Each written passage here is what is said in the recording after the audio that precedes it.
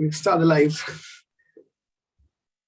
Welcome all for joining this YouTube live.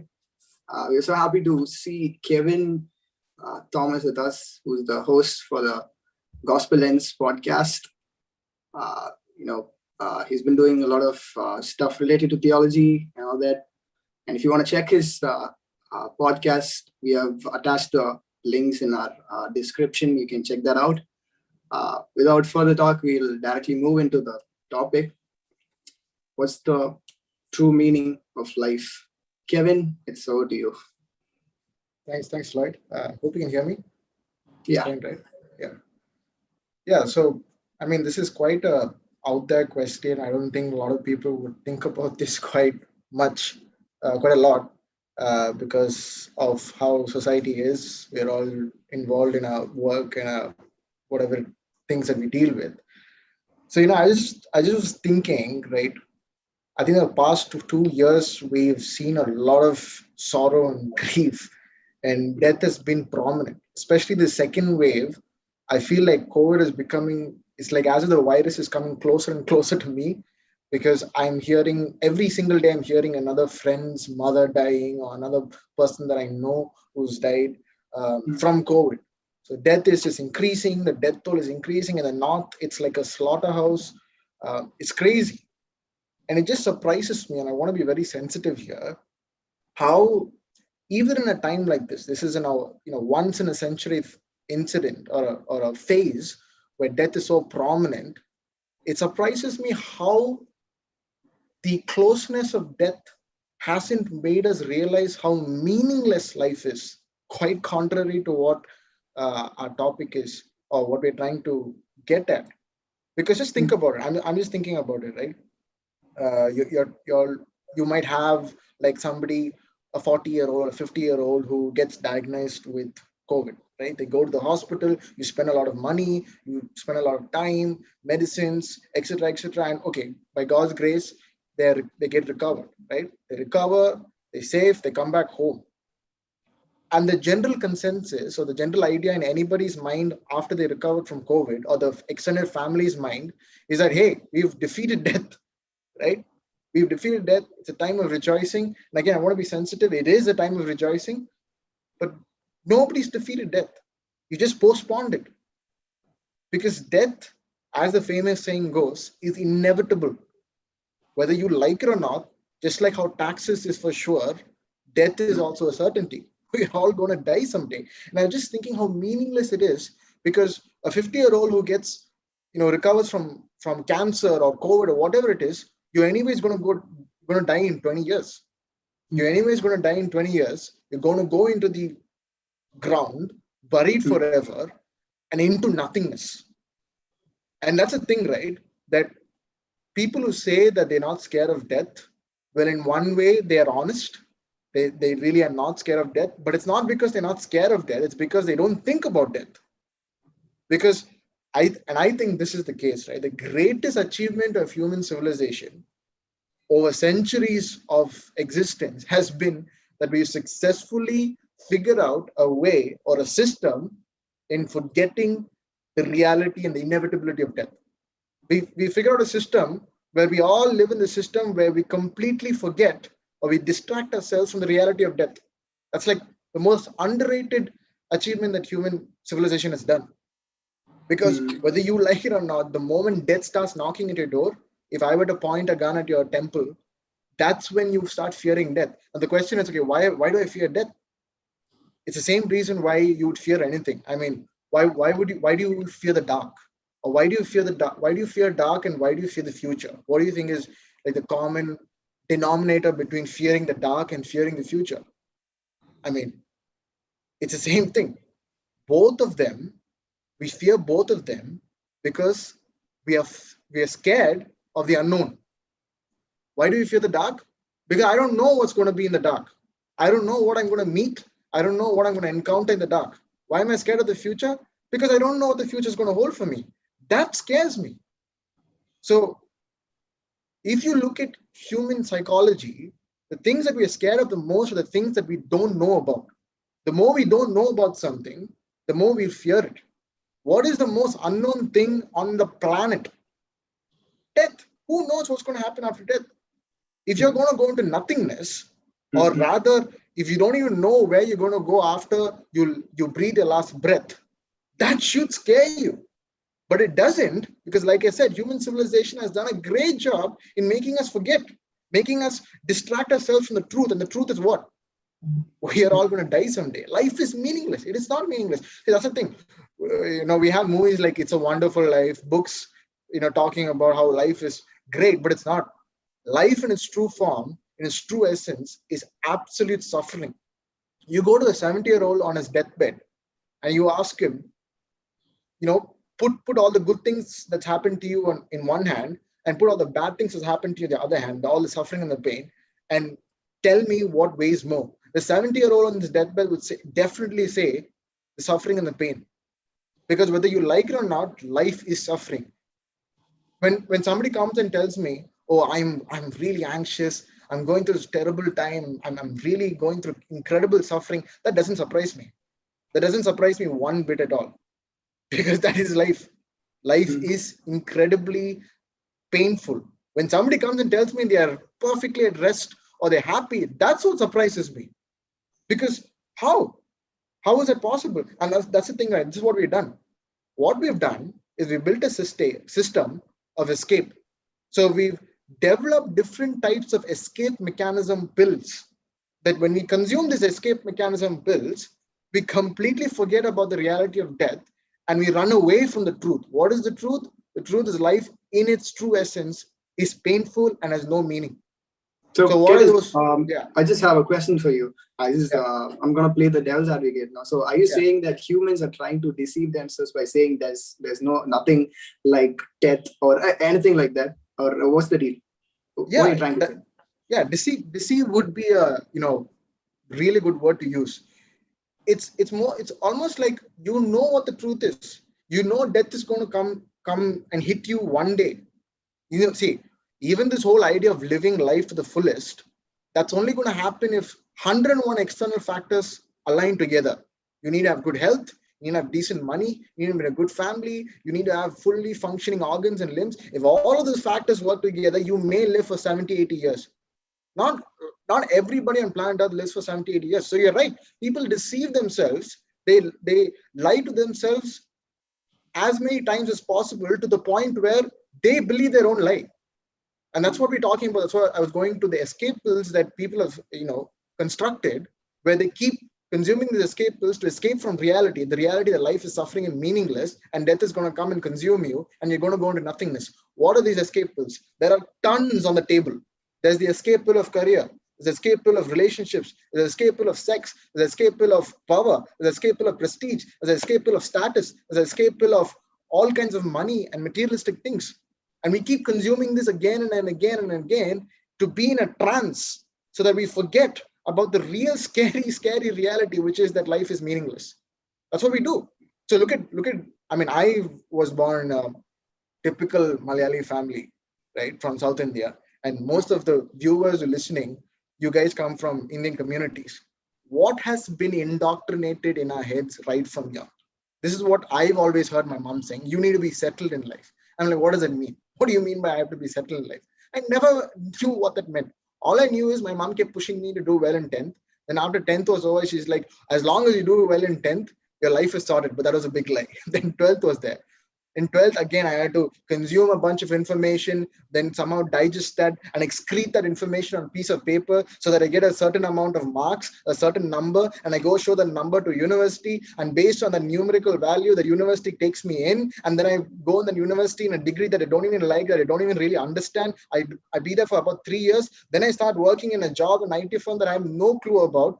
For about 5,000, 10,000 employees, I do a 9-to-5 job for about 365 days a year for 6-7 years. I get married, I get a car, a middle class 5 lakh to 10 lakh car. Then I get kids. I don't know why I get kids, because society has told me to get kids, and I repeat this entire process on them. And what baffles me is we don't ask why. What is the point? Why am I doing all of this? Why am I studying for an exam? Why am I breaking my head and trying to achieve well in my 10th exams or 12th exams? Why am I trying to work in a 9-to-5 job? What is my ultimate objective? What am I trying to gain from life? because that's what we're doing. That's what the Indian society does. Each kid, we're so engraved into being someone and getting validation. We strive so much, we study so much, we put in so much effort, we push ourselves to so much. Why? Because one day when you're 28, 29, when an uncle and auntie comes and asks you, hey, what do you do for a living? You can say without any kind of humiliation or shame that I'm an engineer, I'm a doctor, I'm a lawyer. For that 20 seconds of acceptance and validation, we go through 27 years of complete turmoil, knowing no reason why we did what we did. We have no clue. Like you go ask now a college student, why is he studying? He'll be like, I want to get a job. What does that mean? Why do you want to get a job? I don't know, because I need money. Okay, why do you need money? Because I want a stable family. Why do you need a stable family? I don't know. That's what people told me. That's how I've been taught. That's how I've grown up. Why? What are you looking at? Like what is the purpose? What are you going after? Well, at the end of it, when you strip life of all of these things, the one thing that we're all going after, and I would say the world is 7 billion headless chickens running around for the same objective. That same objective is what we were taught in kindergarten, LKG. But as we got into the world, as the world started corrupting us and brainwashing us, we forgot what that objective of human existence is. That is happiness. It is to find happiness. So our entire pursuit in our life, even though our parents don't tell this, even though we've been indoctrinated and just brainwashed into the system, our entire purpose, the reason why we study, the reason why we write exams, the reason why we work a 9-to-5 job, the reason why we want to be CEOs, the reason why we want to achieve and become big stars and famous is because we want to find happiness. We want to fill this void in humans. The thing is, we all have a void in us, a huge void that we're trying to fill. And this is the bad news, or this is the reality. None of these escape pills will satisfy you. They might satisfy you temporarily, but it will evaporate sooner or later. None of these things will satisfy you. But that's what we keep doing. We think that careers and fame and human validation and human acceptance, the 10, 15 or 1,000 likes or the 1,000 views on an Instagram reel or my Facebook post being liked, all of these validation, and you have to understand these likes, these views that YouTube videos that you put out or videos you put on Instagram garners, it is similar to drug addiction. It gives you the same effect that happens when you consume drugs. When you get a like and you see a notification saying I got a like, or you got somebody liked your comment or photo, you get a hit of dopamine, and you feel like, and we've been brainwashed into thinking that this will satisfy a void. It's not going to satisfy you. It never has. I go back to something that a very famous actor, most of you may or may not know, Jim Carrey. He's a famous comedian. He's won an Oscar. He's been in so many great movies. He's had all the money in the world, all the women in the world. He's achieved everything. This guy says in one interview, and this is a secular, famous, got it all, made it all, done it all guy. And this is what he says. He says, I wish everybody became rich, famous, powerful, so that then they will know that all of this is pointless. So imagine, you run this rat race, you run this race that is so, just leaves you broken and empty, only to realize in your deathbed that none of these things has ever satisfied you, and the reality of death just hits you then. It doesn't. Nothing of those things satisfy you. We all go after pleasure. It's like, what human existence is? Whether it's in India or anywhere, it's like we're trying to fill a bucket with holes. You keep filling that bucket with holes, it's going to empty. You walk 2 kilometers, it empties again. You fill it again, you walk another 2 kilometers, it's going to empty because it's full of holes, right? And that's what we do. An example that I would use is, and this is trying to refute this argument that the meaning of life is to love yourself. What does that mean? I've completely, I don't know, the advocates of self-love, they just baffle me. Because what does it even mean? What does it mean that you have to love yourself? That's the meaning of life. Okay, if you're saying that loving yourself is the meaning of life, that means I do everything that pleases me in order to love myself, right? That's what loving yourself would mean. That I do everything in my capacity that would please me, and that is the meaning of life, to love yourself.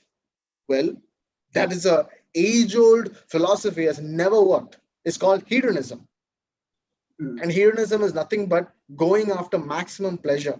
That's what life is. That's what everybody says life is about. Oh, it's about living life to the fullest. It's about traveling. It's about achieving things. It's about consuming as much of pleasure as you can.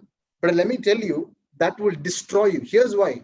The next time you eat a chocolate, right? And I give this example because we don't even realize how living life to the fullest is such a fallacious and logically falls apart even the smallest things in life, which is like even eating a chocolate. You take one bar of a Cadbury chocolate, like one bar with like 3 cubes. You break one cube, you nibble at the tip of that cube. What happens? Dopamine goes to your brain and you feel pleasure. You feel, let's say you feel 10 units of pleasure by nibbling at the tip of a chocolate cube. You know what you would do next? Just notice the next time you eat chocolate. You would not nibble the same amount of chocolate. You would put the entire cube in your mouth. So you started with a small piece of the small end of a cube, chocolate cube. You got that dopamine hit. You felt that pleasure, but you didn't go for the same amount of chocolate. You didn't consume the same amount of chocolate the next time you took a bite. You took that whole cube inside. Why? Because the brain or your flesh is now craving for a higher degree of dopamine. It's craving for a higher degree of pleasure. And this is what happens. This is what happens. You get 10 lakhs that satisfies you for a little bit of time, but then you want more because you want more pleasure. And then it keeps going on and on. It's like an arithmetic progression. You probably studied that in school. It just keeps going on and on to a point where you can't satisfy yourself anymore. You're just craving for something more, and you're just flat. Kevin, I think you're absolutely right, because if you look at the celebrities, okay, I mean, I'm just going to read few celebrities. Chester Bennington, the famous lead singer for Linkin Park, or let's say, Robin Williams, or everybody knows Sushant Singh Rajput. He became very famous. I mean, everyone died, and not natural death. They actually committed suicide. And what was the reason? Depression. So I mean, that literally breaks every myth that, if we earn more, if we earn popularity, we get satisfaction and all that. It literally breaks that myth. I mean, even Lady Gaga, she admits that she has depression. Yeah. So, I mean, people aren't satisfied with, because of popularity, money, or anything like that. And even sex. Yeah. I mean, it's not just quotes by celebrities, right? These are studies done by Harvard and New York Stern and all of these institutions that make it clear. They make it clear that in all of these studies, if you read those research papers, that the more money you get, the more sex you indulge yourself in, it's never going to satisfy you because you just keep wanting more and more and more. Just like that small piece of chocolate, that's a very small example. It applies with everything. Now, I go back to an example that I always say this to a lot of people. When I was a kid, I used to bug my dad for a gear cycle. It was an in thing back then when I was a third standard, fourth standard kid. Right? And I thought that this gear cycle that my dad would give me would solve all my problems and would satisfy me. After a lot of bugging, my dad got me that gear cycle and I loved it. I was hooked. I started cycling the same day. The next day I went to the shop. The next day I went to the grocery shop. I went to my grandma's place. I was cycling all day, every day. I came back from school and I was cycling and I loved it. It did satisfy me. But guess what? 1 week passed, 2 weeks passed, 2 months, 3 months. By the end of 4th or 5th month, that cycle was in my backyard getting rusted. You know why? Because I got bored. And now I want more. I now want something bigger or more pleasure inducing than this gear cycle. Now, that's a small example, but you can put anything in that place of the cycle in our lives. We think oh, if I become the senior manager of this company. Once you become the senior manager, that satisfaction lasts for maybe a few weeks. Then you want more. You want to be the CEO. Once you become the CEO, it's like, no, I want to be the president. You just keep going on and on. Because here's the thing. This is the scary part, Lloyd, is that we all have a void in us, emptiness in us, and there is nothing in this world that will satisfy or fill it. How scary is that? You wake up every single day and you know that the truth is nothing in this world will fill this void in me. I can try with money, I can try with other things, but it'll never satisfy me. That's why C.S. Lewis says that human history is just a sad summary of 7 billion people trying to find satisfaction in every single thing except for God. And so here's the solution. Because if you need to fill this human void, you need something transcendental. What do I mean by the word transcendental? Right? See, imagine this is your universe, or this is existence as we know it. We are all within this sphere. We're all within this existence. We're all within this, sphere of living and existence. Transcendental means anything outside of this existence. So this my right hand, which is outside of existence as we know, the galaxies and all reasoning and human existence. Anything outside of this, something outside of this sphere is what you call as transcendental. Only something outside of the sphere of existence, which is transcendental, can satisfy permanently, not temporarily, not for a short time, but permanently our hearts or our voids that can only be found in the greatest transcendental thing, which is God. And you see, that's what Christianity is all about. Because you know what Christianity says? And this is why I believe in Christianity, because Christianity is truth. And what do you mean by truth? Truth is that which corresponds to reality. Christianity corresponds to reality, the reality that life is meaningless, and human beings are not designed to find satisfaction in things of the world. Because human beings are designed to find satisfaction not in the creature, but in the creator. Yeah. That is our design. If tomorrow I'm going to take a spanner and try to use that spanner to put a nail into the wall, I'm a fool. Why? The spanner is not designed to put a nail into the wall. If I'm using a spanner against its design, I am going to fail and I'm going to be disappointed. It's the same thing. If human beings are designed to find satisfaction in God, and I'm going against the basic inherent design of human beings, what do you expect? All you can expect and all you will face is dissatisfaction, depression, emptiness, and brokenness, and the reality that death is going to consume you sooner or later. Yeah. So that understanding, the realization that the meaning of life is communing with the Creator, because that is our design. See, here's the thing. We all, human beings, by default, we all worship something. We all worship something. There is not one human being on this planet that doesn't worship something. But the difference is, what is the object of your worship? The object of your worship can be your career, your own self-identity, can be your relationships, can be your girlfriend, you can be a boyfriend dating, it can be all of these things. But it doesn't change the fact that human beings are by design, we are designed to worship something. You can worship everything else and you're going to fail. You're going to fail and you're going to see that none of these things satisfy you. Only when you worship a transcendental, ever-lasting, ever-fulfilling, ever-satisfying, supreme being, timeless, spaceless being, that is God, can you find satisfaction. But the point is, like C.S. Lewis says, we try to find satisfaction in everything else except for God. But here's the problem. We know that God alone, Yahweh alone can satisfy us, but we've been separated. That's what the Garden of Eden is all about. In the garden, Adam and Eve had full satisfaction in communing with the Creator, but something happened. They got separated because of sin. They got separated because they rebelled against the only thing that can ever satisfy them. Imagine how foolish they are. Imagine how foolish we are. We rebel and we go against the only thing that can satisfy us, which is God. And because of that sin, because of our filthiness, because the thoughts and intentions of man was evil continually, God, because he's holy, holy, holy, God, because he's impure and incorruptible, had to banish us, because God can't compromise on his character. God can't compromise on his goodness, can't compromise on his justice, can't compromise on his righteousness. So he banished us because that was a separation. So here is God, which is the only thing that can satisfy us, which is what we're trying to do. We're trying to achieve, we're trying to commune with this transcendental being God and find satisfaction. But the truth is, we've been separated from this transcendental being. We are here. And there's this huge gap, man and God, God and man, huge gap. But this is what we're trying.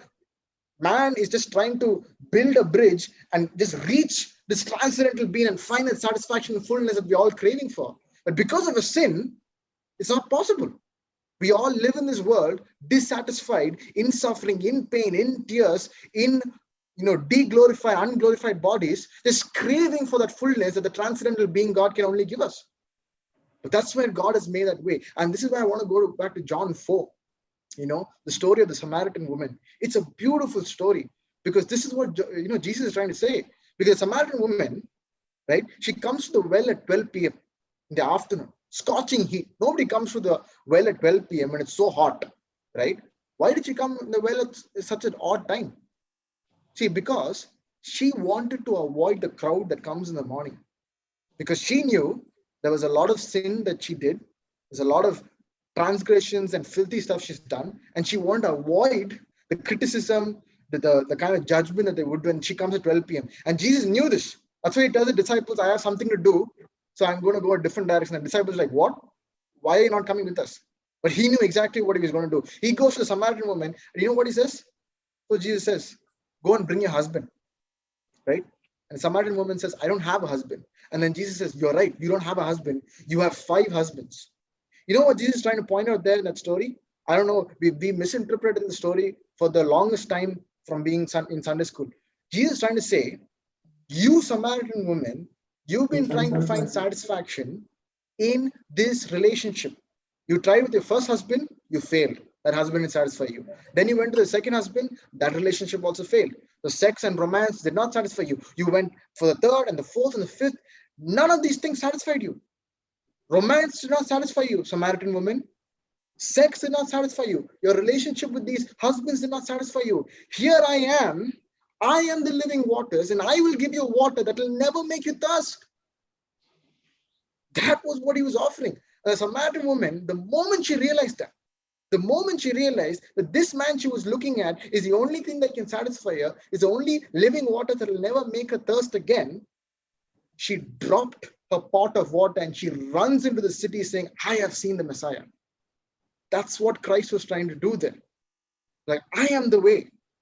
I am the only thing that can satisfy you. I am full of grace and truth. I am full of fullness. I can fill your emptiness, not the world. The world will give you waters that will make you thirst again. You will feel thirsty again. But I give you living waters that will never make you thirst again. And yes, you've sinned. Yes, you've been filthy. Yes, you watched porn. Yes, you've lied. Yes, you've been a sinner. Yes, you've been angry. Yes, you've been a proud guy. Yes, you've rebelled and gone against scripture. Yes, you've been the most horrible guy in the world. But here's Christ is saying, I have built a bridge between man and God. And through me, you will have access once again to the only thing that will satisfy you, which is me. And how did he do that? This is what should blow all of our minds.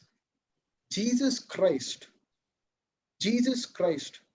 experienced eternal emptiness on our behalf.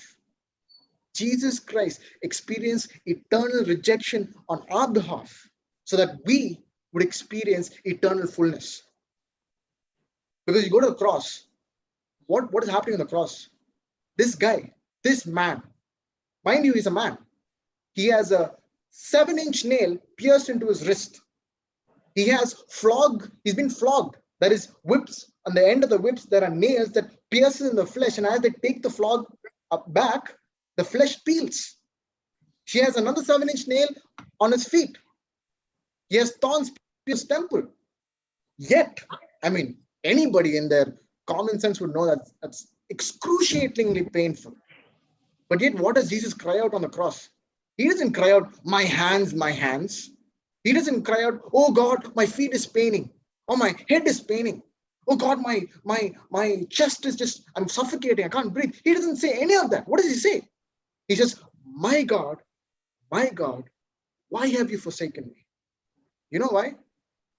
Have you ever loved someone so much, so deeply, and had them never love you back?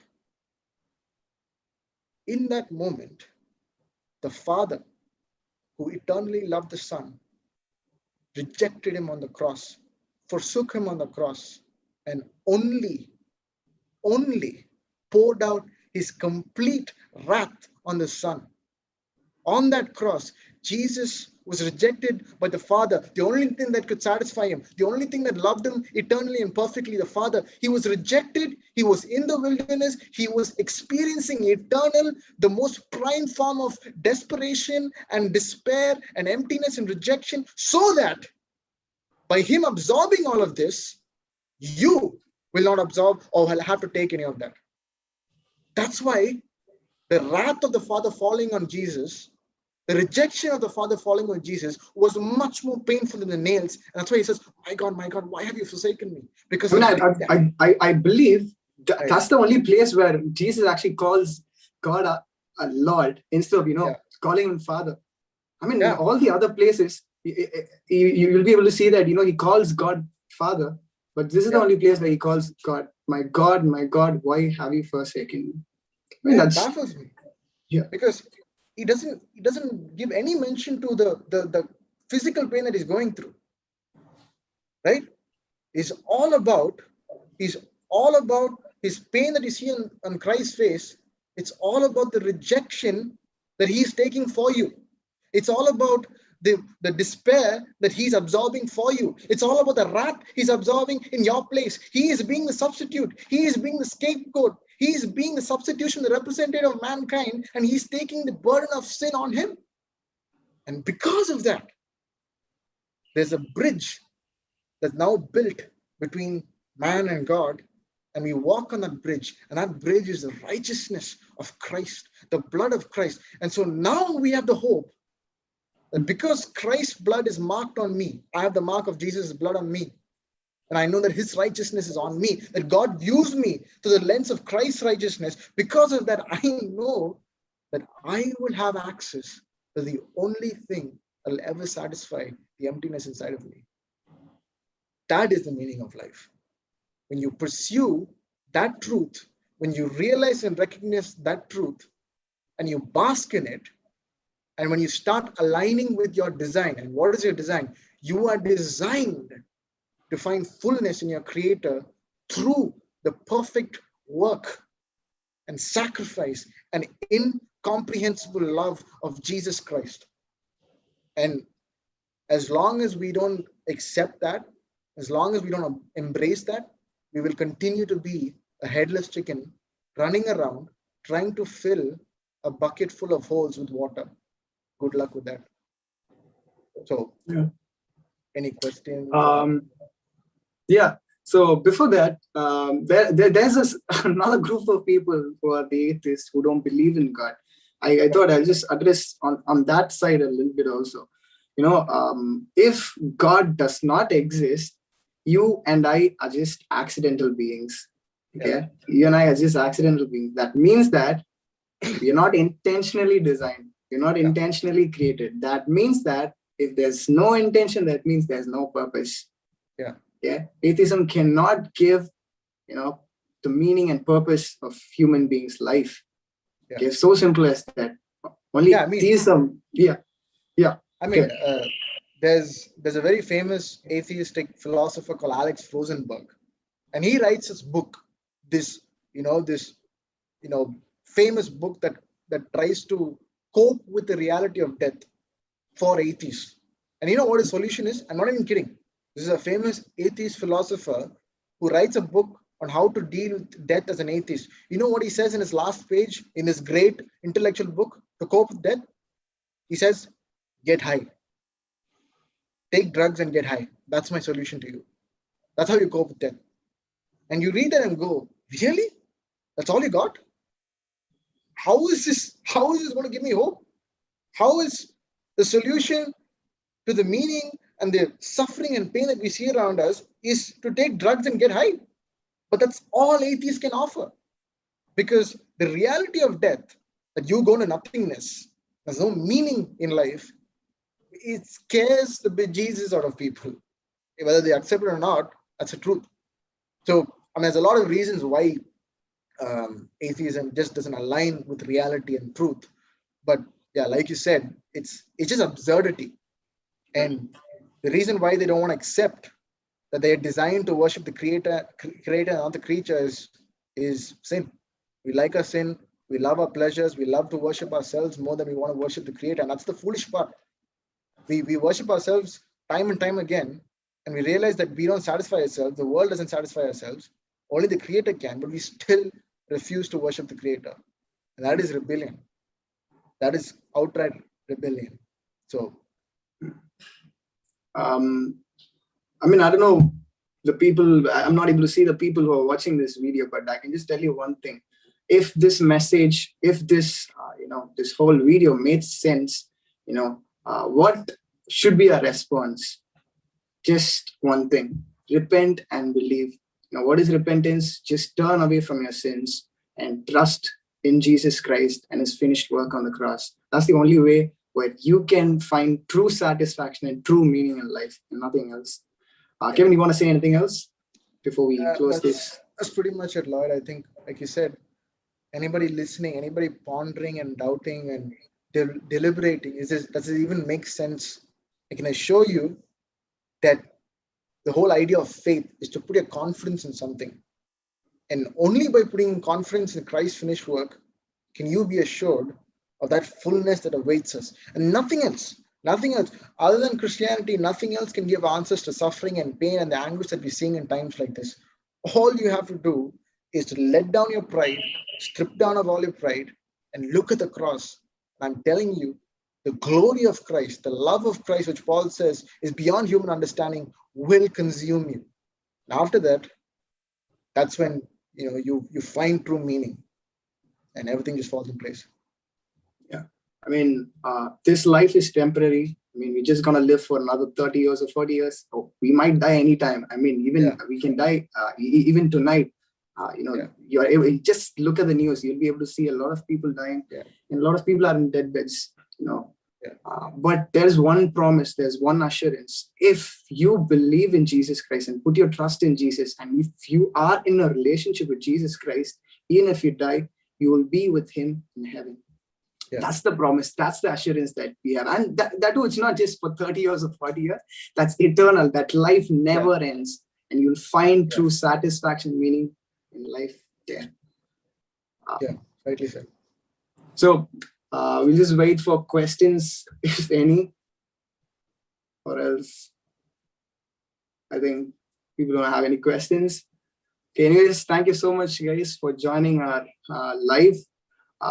If you want to, watch more videos like this, or if you want to know more about theology and all that, you can subscribe to Kevin's podcast. The link is in our description. And if you want to know more about my channel, you can just subscribe to our channel also. And thank you so much for watching. See you all next time.